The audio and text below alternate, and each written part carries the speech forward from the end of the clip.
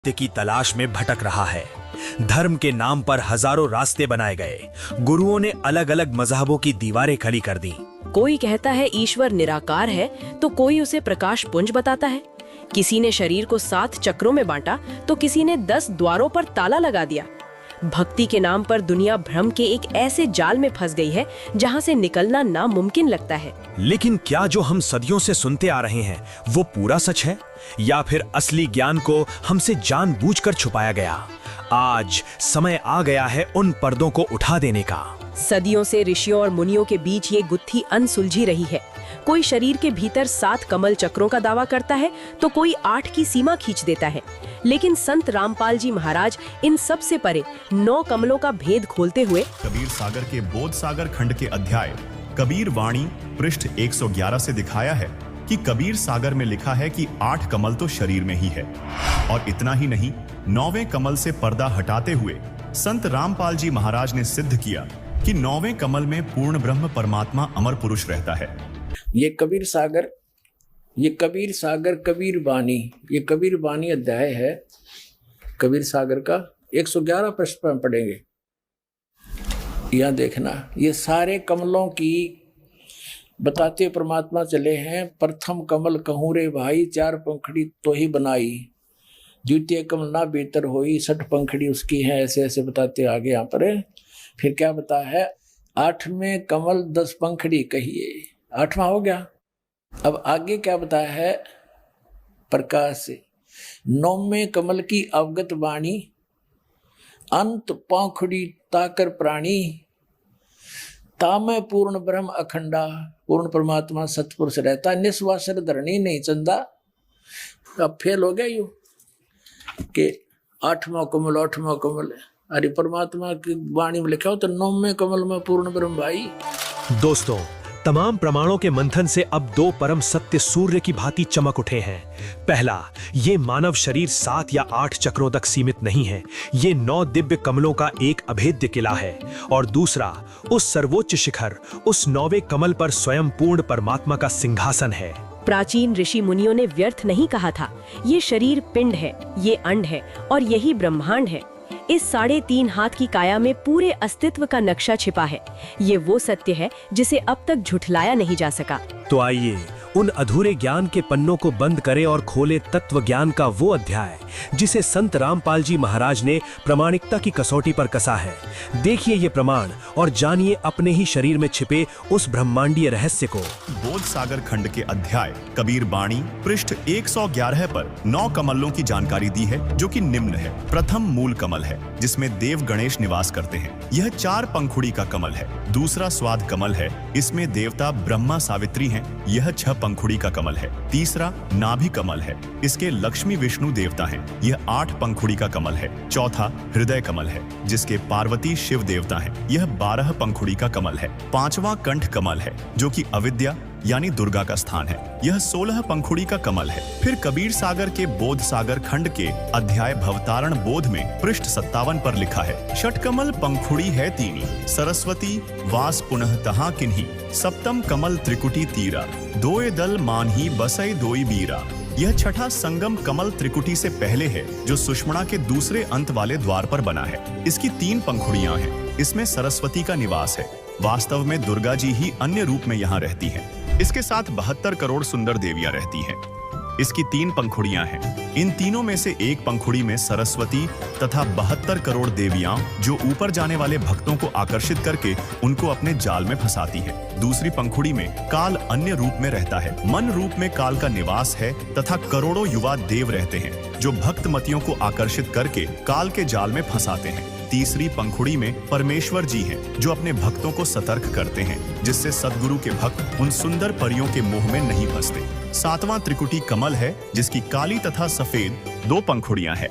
काली में काल का सद्गुरु रूप में निवास है तथा सफेद में सतपुरुष का सद्गुरु रूप में निवास है। 8वां कमल यानी अष्ट कमल, जिसे सहस्र कमल भी कहते हैं, जिसमें काल ने 1000 ज्योति जगाई है, जो ब्रह्मलोक में है। इसको संहस्र कमल कहते हैं। इसकी 1000 पंखुड़ी है, जो छोटी स्थान पर होता है। ये सभी कमल चक्र मानव शरीर में स्थित रीढ़ की हड्डी के अंदर की ओर बने होते हैं।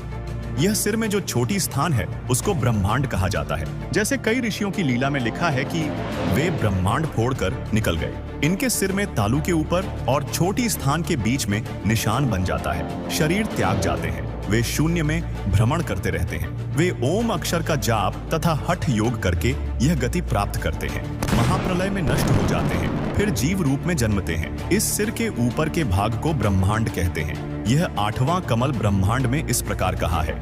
इस कमल में काल निरंजन ने धोखा कर रखा है। केवल ज्योति दिखाई देती है जो प्रत्येक पंखुड़ी में जगमगाती है। उस कमल में परमात्मा कबीर जी भी गुप्त रूप में निवास करते हैं। 9वां कमल मीनी सतलोक में है। कबीर सागर में कबीर बाणी अध्याय के पृष्ठ 111 पर 9वें कमल का वर्णन है। 9वें कमल की अनंत यानी असंख्य पंखुड़ी हैं, जहां पूर्ण ब्रह्म सतपुरुष का निवास है। तो दोस्तों, प्रमाणों की इस अदालत में ये सिद्ध हो चुका है, शरीर 7 या 8 कमलों का साधारण ढांचा नहीं बल्कि 9 कमलों का एक दिव्य रहस्य है। लेकिन कमलों से आगे क्या? संत समाज के तमाम ज्ञान की दौड़ 10वें द्वार पर आकर ठिठक जाती है। बहुत हुआ तो विरले ही किसी महापुरुष ने 11वें द्वार की धुंधली सी आहट सुनी।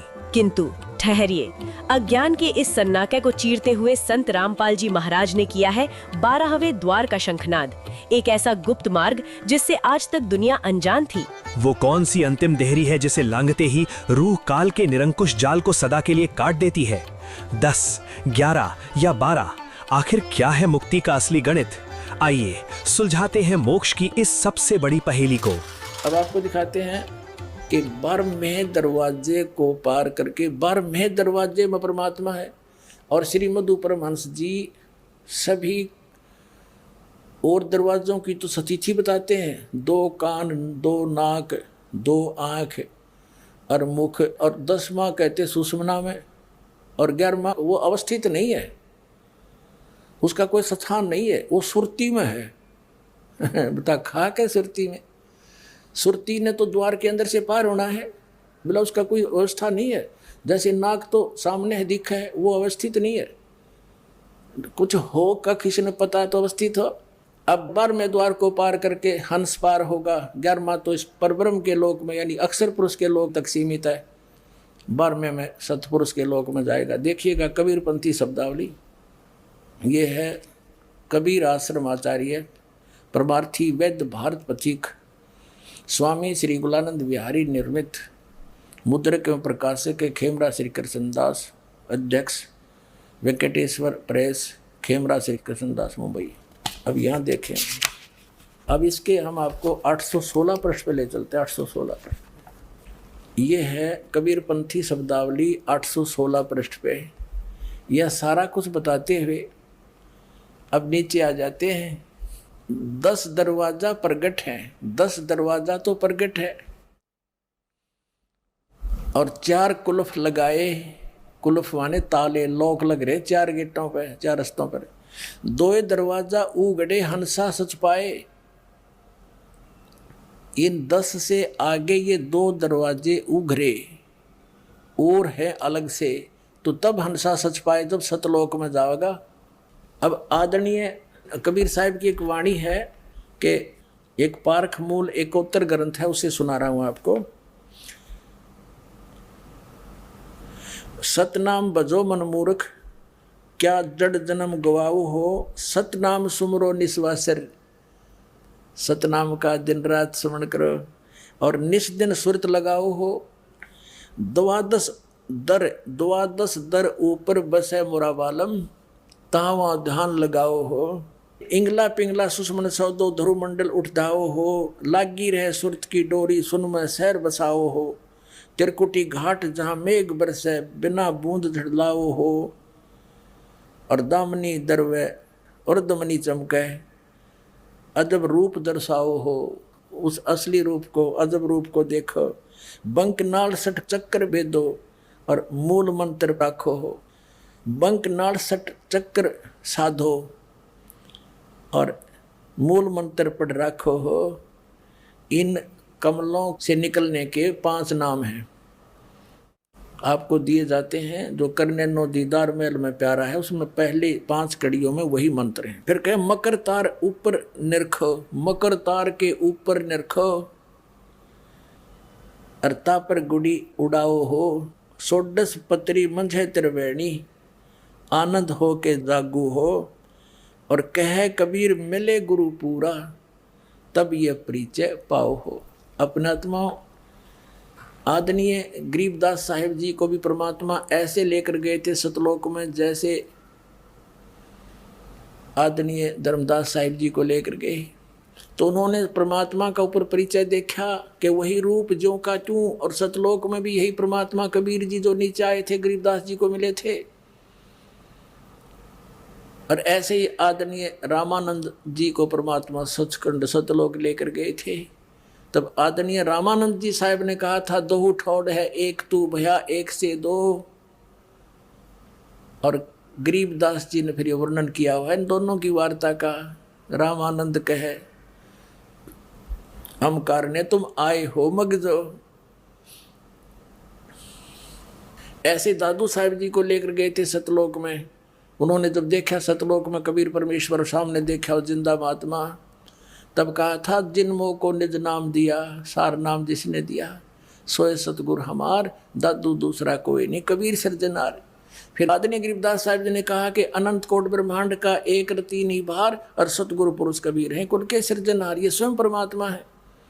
आदरणीय गरीबदास साहिब जी ने फिर कहा है कि असंग जन्म तन मरत्या होगे, जीवित क्यों नाम रह रे, दवा दस दरमद महल मठ बोरे, बोर ना दे थे रे। वो कैसे है 12वां द्वार, आपको दिखाते हैं। जैसे 10वां द्वार जो है वो सुषमना है, और सुषमना जाकर खुलती है त्रिकुटी के अंदर।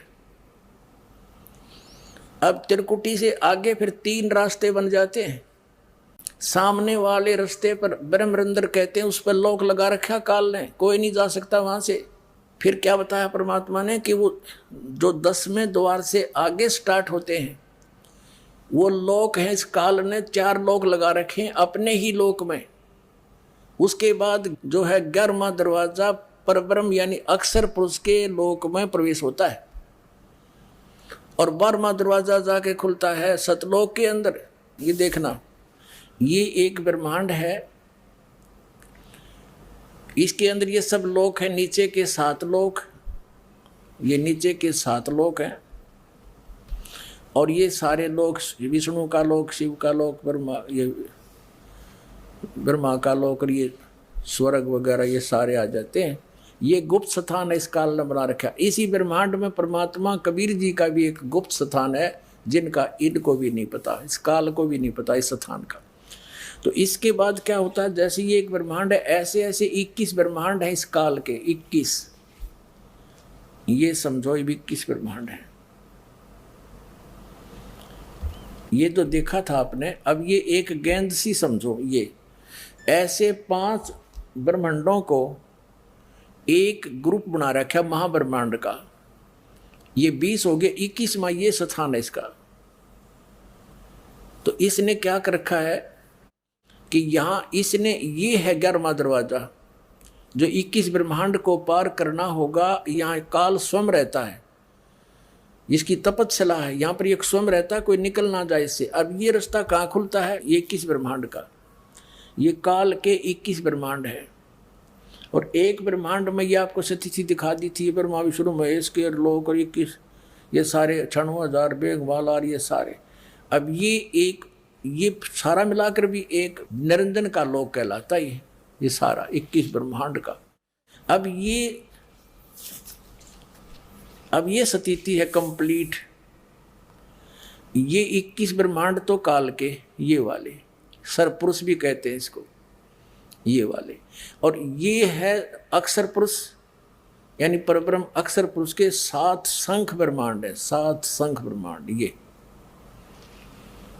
तो हमने अपने इस एक ब्रह्मांड से चलना हमने, तो काल नहीं जाने देता इससे बाहर बिल्कुल भी। ये कि ब्रह्मांड में रह लेता घुल मिलकर। फिर ये जो द्वार है ये वाला, ये 11वां दरवाजा है। अब जैसे ये 21 ब्रह्मांड है, ये रास्ता है जो परब्रह्म के लोक में, अक्षर पुरुष के लोक में खुलता है, जो 7 शंख ब्रह्मांड है। ये 11वां दरवाजा है।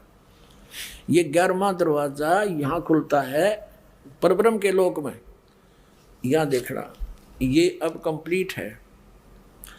अब ये यहाँ एक गेट है, दरवाजा है जो इसके लोक में खुलता है, परब्रह्म। ये पार ब्रह्म अलग होता है, परब्रह्म अलग है। पार ब्रह्म तो सतपुरुष है, सबके पार है।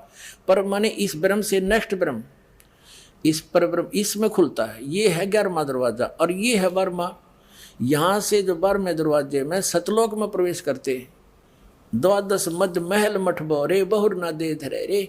यहाँ सतपुरुष कबीर साहब अपने वास्तविक रूप में नर आकार में इस सतलोक में विराजमान। इससे ऊपर फिर अलख लोक, अगम लोक और फिर ये अकैलोक। और इस सत्य पर अंतिम मोहर लगाते हैं संत गरीब दास जी।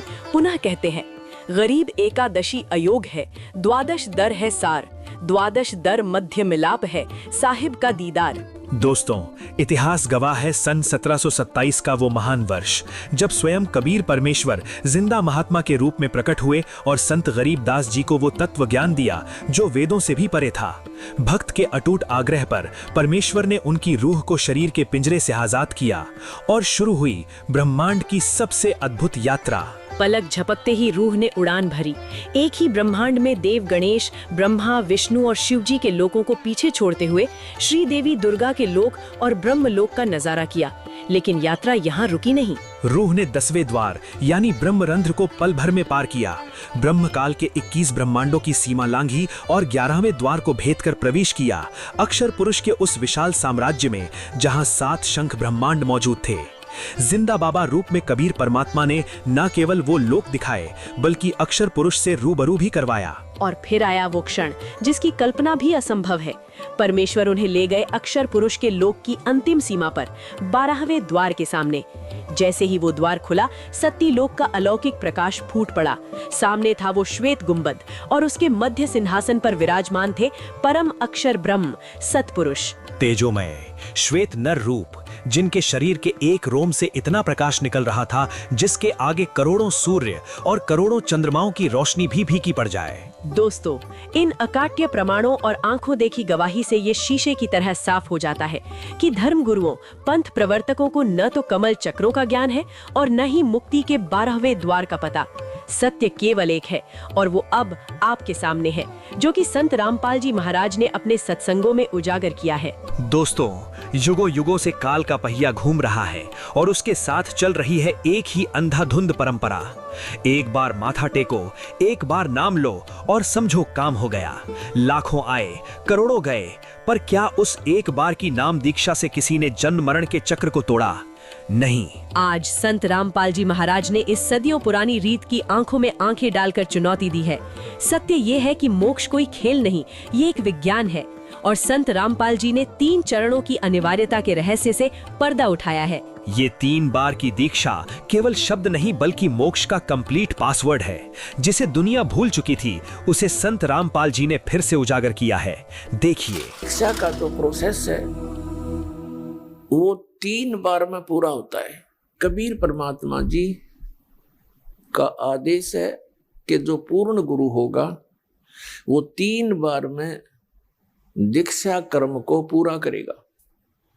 और ये नकली एक बार ही देकर फारिग कर देते हैं, इनके पास कख नहीं। ये श्री अर्धनाम साहिब जो बनारस के अंदर लहर तारा तालाब के ऊपर आश्रम बनाए हुए हैं, इनसे प्रश्न किया जाता है, कोई पूछता है कि जी आप एक बार में दीक्षा पूर्ण कर देते हो या कई बार में? तो ये कहते हैं कि एक ही बार में दीक्षा दी जाती है। इनका कहना है कि यदि एक बार में दीक्षा ना दी किसी शिष्य को और फिर उसकी मृत्यु हो जाए तो अधूरा ही रह जाए, इसलिए एक ही बार में दीक्षा दी जाती है। ये तो बच्चों वाली बातें करते हैं। ये कबीर सागर का भी इनको ज्ञान नहीं, परमात्मा का क्या विधान है। ये तो कति अज्ञानी व्यक्ति के विचार होते हैं जो श्री अर्धनाम साहिब जी ने बोले हैं। अब जैसे कोई कहे कि एक बच्चा स्कूल में प्रवेश पाता है, वो प्रथम कक्षा में प्रवेश पाता है, फिर द्वितीय करता है, फिर तृतीय करता है, चतुर्थ करता है, ऐसे वो 16-15 वर्ष तक पढ़ता है।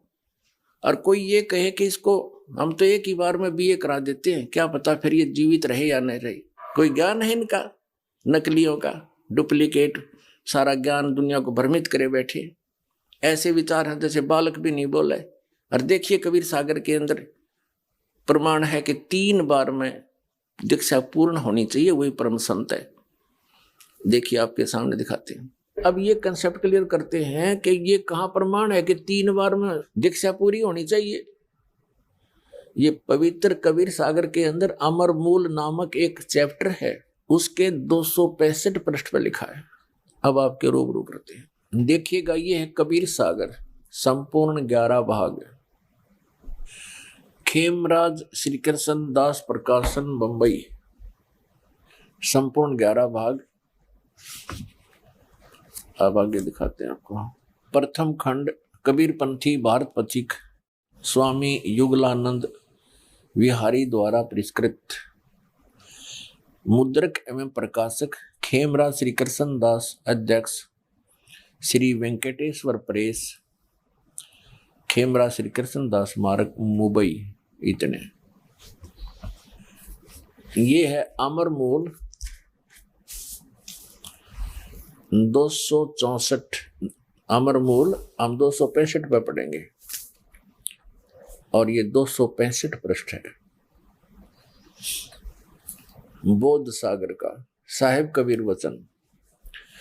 तब कबीर अस्कै बेलीना, ज्ञान भेद सकल कह दीना, धर्मदास में कहो विचारी, ताते निभय सब संसारी।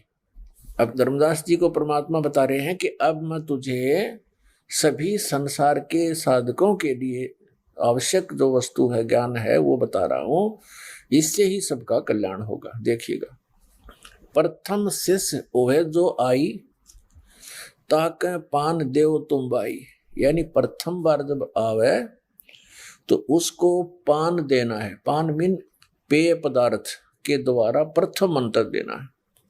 देखना, प्रथम शिष्य ओए जो आई, ताको पान देव तुम भाई। जब देखो तुम दृढ़ता ज्ञान, ताको कहे शब्द परमाना। अब दूसरी बार में वो सतनाम देना है, शब्द सतनाम। और सतनाम में जब निश्चय पावे, शब्द माही जब निश्चय आवे, यानी उसका खूब अच्छी तरह डिटर्मिनेशन हो जाए, विश्वास दृढ़ हो जाए, भक्ति ठीक पर लग जाए, ताको ज्ञान अगाध सुनावे। फिर आगे क्या ज्ञान दे उसको। अब यहां देखो, फिर क्या कहा परमात्मा ने, यही मति हम तो तुमको देना, और बिरला शेष हो कोई पावे चिन्ना, धर्मदास तुम कहो संदेशा, जो जस जीव ताही उपदेशा। बालक समझाकर है ज्ञाना, तासो कहो वचन परवाना। ये प्रथम मंत्र की तरफ संकेत है। फिर कि जाके सूक्ष्म ज्ञान हो भाई, ता कहें सुमरण देहु लखाई। फिर उसको सुमरण बताओ, वो सतनाम का, तो सतनाम का सुमरण दो। फिर कहते हैं ज्ञान गम जा कह पुन होई, और सार शब्द जा को कहो सोई। फिर उसको सार शब्द दो। तीसरी बार में उसको सार शब्द कहो, सुनाओ, बोलो। आदि नाम हम भाग सुनाया, मूर्ख जीव मर्म नहीं पाया। अब इससे क्या स्पष्ट हुआ? इससे ये स्पष्ट हुआ कि कबीर परमात्मा जी का आदेश है कि जो पूर्ण गुरु होगा वो 3 बार में दीक्षा कर्म को पूरा करेगा। और ये नकली एक बार ही देकर फारिग कर देते हैं, इनके पास कख नहीं। सतनाम सतनाम का गुण गावे और सतनाम का न कख नहीं पता। तो 3 बार में दीक्षा दी जाती है, आपको प्रमाणित कर दिया। और दास सन 1994 से जब से आदेश हुआ, दास को उसी समय से दे रहा है, यही दान कर रहा है। और यही रियल मंत्र हैं जो मोक्ष मार्ग के हैं। तो दोस्तों, अब फैसला आपका है। अधूरी परंपरा का पालन करेंगे या पूर्ण मोक्ष के इस महाविज्ञान को अपनाएंगे? दोस्तों, भक्ति के रण क्षेत्र में आज एक महासंग्राम छिड़ा है। एक तरफ हजारों पंथ और गुरुओं की ये मीठी दलील है, अरे नाम जपने की क्या आवश्यकता, बस मन साफ रखो, भाव रखो, परमात्मा तो मिल ही जाएगा। ये सुनना कानों को बहुत सुखद लगता है, लेकिन सावधान, क्या प्यास लगने पर सिर्फ पानी के बारे में सोचने से प्यास बुझती है? क्या बिना नंबर डायल किए सिर्फ याद करने से फोन लग जाता है? तो फिर बिना नाम के उस परमात्मा से संपर्क कैसे साधेगा? नाम साधना कोई रस्म नहीं, ये वो दिव्य सिम कार्ड है जिसके बिना आपकी पुकार उस मालिक तक पहुंच ही नहीं सकती। भाव तो केवल ईंधन है, लेकिन नाम वो इंजन है जो आपको इस लोक से उस लोक तक ले जाएगा। बिना नाम के भक्ति वैसे ही है जैसे बिना बीज बोए फसल काटने की उम्मीद करना। संत रामपाल जी महाराज ने शास्त्रों का प्रमाण देकर इस असमंजस का अंत कर दिया है। मोक्ष भाव से नहीं, नाम की कमाई से मिलेगा। यही वो अंतिम सत्य है जिसे अब स्वीकारना ही होगा कि नाम जाप करना चाहिए, और इसका कबीर साहब ने प्रमाण दिया है। कबीर साहब ने कहा है, श्वास उश्वास में नाम जपो, व्यर्था श्वास मत खो, ना जाने इस श्वास का आवन हो के ना होए। कबीर कहता हूँ कहीं जात हूँ, कहूँ बजाकर ढोल, श्वास जो खाली जात है, 3 लोक का मोल। राम नाम रटते रहो जब तक घट में प्राण, कभी तो दीन दयाल के भनक पड़ेगी कान। इसी का प्रमाण अन्य संतों ने भी दिया है। दादू साहेब ने कहा है, अभी तेरी सब मिटे जन्म मरण की पीर, श्वास उश्वास सुमिर ले दादू नाम कबीर। फिर संत गरीबदास जी ने कहा है, राम सुमर राम सुमर हंसा, भक्ति जान ज्ञान ध्यान छोड़ कुल बंसा, कोटि कर्म भ्रम जार पार तो ही उतारे, मुक्ति लोक पाए मोख नाम जो उच्चारे। बाबा नानक जी ने कहा है, गुरु ग्रंथ साहिब के राग महला 1 पृष्ठ नंबर 24 पर, तेरा एक नाम तारे संसार, मैं एहो आस एहो आधार। फिर कहा है, नानक नाम चढ़दी कला, तेरे भाने सरबत दा भला। गीता अध्याय 8 श्लोक 13 में कहा है कि ओमित्येकाक्षरं ब्रह्म व्याहरन् मामनुस्मरन्, यः प्रयाति त्यजन् देहं स याति परमां गतिम्। मुझ ब्रह्म का एक ओम नाम है, इसका अंतिम श्वास तक सिमरण करता है, वह परम गति को प्राप्त होता है। यजुर्वेद अध्याय 40 मंत्र 15 में भी कहा है, ओम क्रतो स्मर क्लिबे स्मर कृतम स्मर। ओम नाम का जाप काम करते करते सिमरण करो, विशेष कसक के साथ सिमरण करो। मनुष्य जीवन का प्रथम कर्तव्य जानकर ओम नाम का सिमरण करो। तो दोस्तों, प्रमाणों ने ये सिद्ध कर दिया है, कबीर साहिब हो या वेद या गीता, सबका इशारा एक ही ओर है। मुक्ति बातों से नहीं, सच्चे नाम के जाप से ही संभव है। लेकिन अब बढ़ते हैं उस सबसे बड़े रहस्य की ओर जहां पूरी दुनिया धोखा खा गई। राधा स्वामी हो, डेरा सच्चा सौदा हो, कृपाल मिशन हो या तमाम कबीर पंथी, सब ने एक ही रट लगाई। सतलोक में केवल प्रकाश है, वहाँ केवल शून्यता है, परमात्मा निराकार है। परंतु ठहरिए, संत रामपाल जी महाराज ने इस निराकार के भ्रमजाल को एक ही झटके में खंडित कर दिया है।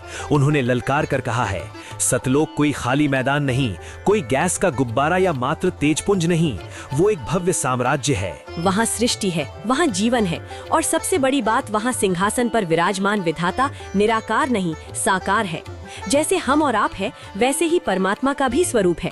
बस अंतर ये है कि उनका शरीर नूर का है, अविनाशी है। उस अविनाशी लोक का आंखों देखा सच, जिसे संतों ने छुपाया और संत रामपाल जी ने दिखाया। देखिए, एक ज्ञान प्रकाश बोध है, ज्ञान प्रकाश। अब धर्मदास जी को परमात्मा सचखंड लेकर गए, वो यहाँ जिंदा के रूप में आए हुए थे, जिंदा महात्मा के रूप में। धर्मदास जी को कई बार मिले, वो नहीं समझा, फिर अंतर्ध्यान हुए, फिर मिले, फिर अंतर्ध्यान हुए, फिर परमात्मा से उन्हें अर्ज की, भगवान एक बार आप वो लोग दिखाओ मेरे को, तब मेरा विश्वास दृढ़ हो भगवान, नहीं तो बहुत दिनों का युरंग मेरे चढ़ा हुआ है। अब कैसे दिखाया परमात्मा ने, देखियो, ये कबीर सागर, ये कबीर सागर है, संपूर्ण 11 भाग, खेमरा श्री कृष्ण दास प्रकाशन बंबई से छपा है। ये वही आपको दिखाया था, वही है वो। ये देखिएगा, ये है ज्ञान प्रकाश कबीर सागर का, ये अध्याय है, बोध सागर खंड है। इसके पृष्ठ नंबर 23 पर, ये ब्रैकेट में इनके पृष्ठ नंबर है। जिंदा रूप में परमात्मा आए थे कबीर जी, तो जिंदा वचन हो धर्मनी, जो पूछो मोही, सुनो सुरत धर कहो मैं तो ही। जिंदा नाम ऐ सुन मोरा, और जिंदा भेख खोजती हूँ ओरा। हम सतगुरु कर सेवक आही। कबीर साहब ने अपने आप को छुपा कर कहा कि मुझे ये ज्ञान जो प्राप्त हुआ है, मैं सतगुरु का सेवक हूँ, मैं सतगुरु से ये ज्ञान प्राप्त किया है। हम सतगुरु का सेवक आही, सतगुरु संग हम सदा रहाई। सतपुरुष व सतगुर आही, सतलोक में वह सदा रहाई। कबीर साहब कहते हैं सतपुरुष ही वह सतगुर है, वो सतलोक में सदा रहता है और मैं उसका सेवक हूं। सकल जीव के रक्षक सोई, सतगुर भक्ति काज जीव होई। सतगुर सत कबीर सो आही, और गुप्त प्रगट वो चिन्ह नाही, कोई चिन्ह नहीं। सतगुर आ जगत तन धारी, वही परमात्मा जगत में शरीर धारण करके आता है। दासा तन दर शब्द पुकारी, और काशी रहे परख हम पावा, सत नाम उन मोहे दरडावा। अब देखो पुण्यात्माओं, अभी आप बालक हो, अभी आप बच्चे हो, आपको पता नहीं काल ने हमारे साथ कैसा जुल्म कर रखा है। हमारे पिता ने हम तक पहुंचने के लिए कितने फार्मूले अपनाने पड़ते हैं, तब वो अपने आप को पहचानवाता है कि मैं हूं वो भगवान जिसकी तुम खोज कर रहे हो। कबीर साहब कहते हैं मैं रोवत हूं सृष्टि को, या सृष्टि रोवे मोहे।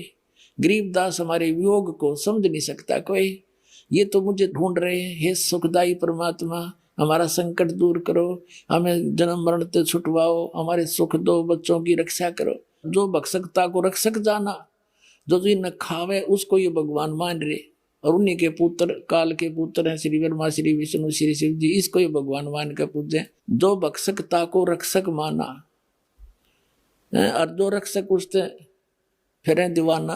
परमात्मा कहते हैं मैं इनको रो रहा हूं कि मैं हूं वो परमात्मा, तुम मुझे पहचान लो, मेरा ज्ञान स्वीकार कर लो, तुम्हारा जन्म मरण का भी छुटकारा होगा, और यहाँ भी तुम्हें सुख दूंगा। जब तक तुम्हारा जीवन है भक्ति करोगे तब तक, और ना कोई काल मृत्यु तुम्हारी कर सकता, ना तुम्हारे परिवार पर कोई काल अटैक कर सकता। तुम मुझे पहचान नहीं रहे। तो यहाँ ऐसे गुप्त रूप से कह रहा है कि मुझे जो युग ज्ञान है और ये सतनाम जिसकी मैं महिमा सुना रहा हूँ, जिसके पास ये सतनाम होगा वो उसी का मोक्ष होगा। सच्चा नाम 2 अक्षर का, और उसके निकट काल नहीं आ सकता, ना कोई यम के दूत दुखी कर सकते। सच्चे मन से सच्ची श्रद्धा से भक्ति करोगे। तो धर्मदास ने पूछा कि उस सतनाम का आपने कैसे पता लगा? तो कबीर परमात्मा ने जिंदा महात्मा के रूप में कहा कि मैं सतगुरु का सेवक हूँ, और वो काशी में रहता है, उसका कबीर नाम है, उसने मुझे बता रखा है। अब देखो, सतगुरु सत कबीर सो आही, गुप्त प्रगट कोई चिन्ह नाही। सतगुर आ जगत तन धारी, दासा तन धर शब्द पुकारी। काशी रहे परख हम पावा, हमने परख लिया वो काशी में रहे, और सत नाम उन मोह दरडावा। इसके बाद काफी चर्चा हुई इनकी। अब फिर आगे आपको ले चलते हैं, इसी बड़ा लंबा अंग है, हम अपने मतलब की बात पढ़ेंगे जिससे हमारा ज्ञान सुलझ जाए। तो काफी कहने के बाद नहीं माना तो परमात्मा अदृश्य हो गए।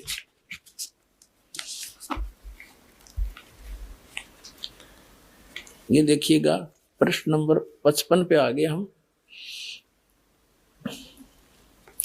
बोध सागर वही ज्ञान प्रकाश के, यह 55 पे।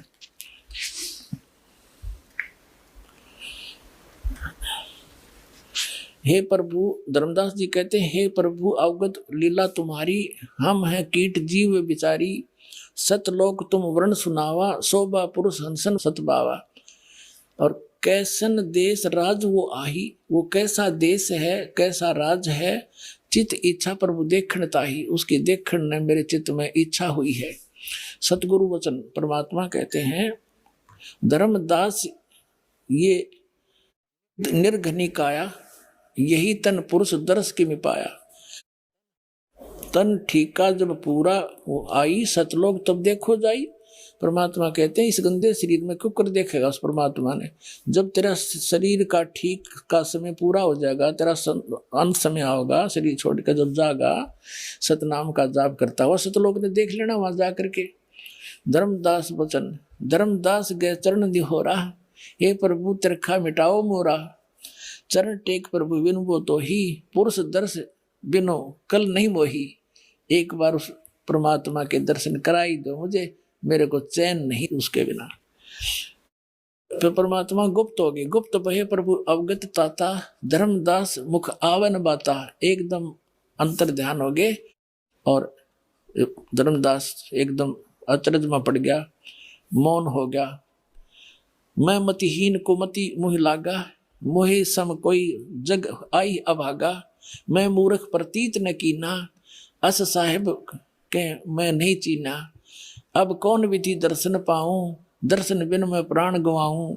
चरणों तक बिन करो न ग्रासा, तजो शरीर कह धर्मदासा। कि आपके चरणों का जल लेकर ही मैं ग्रास खाऊंगा, नहीं तो मान नहीं खाऊंगा। चरणों तक बिन करो न ग्रासा, तजो शरीर कह धर्मदासा। मरी जाऊंगा अगर नहीं आए तो। देवी से 7 लग अन्न नहीं खावा, 7 दिन तक कुछ नहीं खाया। भजन अखंड नाम लो लावा। अब परमात्मा ने उसको प्रथम मंत्र दे दिया था, ओनली वो 5 नाम का। 7वें दिन प्रभु प्रगट दिखाए, दोबारा फिर आए। धर्मदास पद यानी चरण गह कुलाए। धरहीन न श्वास मही निपट अंधेरा, परे चरण में क्षीण शरीरा। कई दिन हो गए भोजन नहीं खाया था, इस वियोग में के भगवान दर्शन दो। कर गए साहिब तही उठाया, और शीस हाथ दे अंग मिलावा।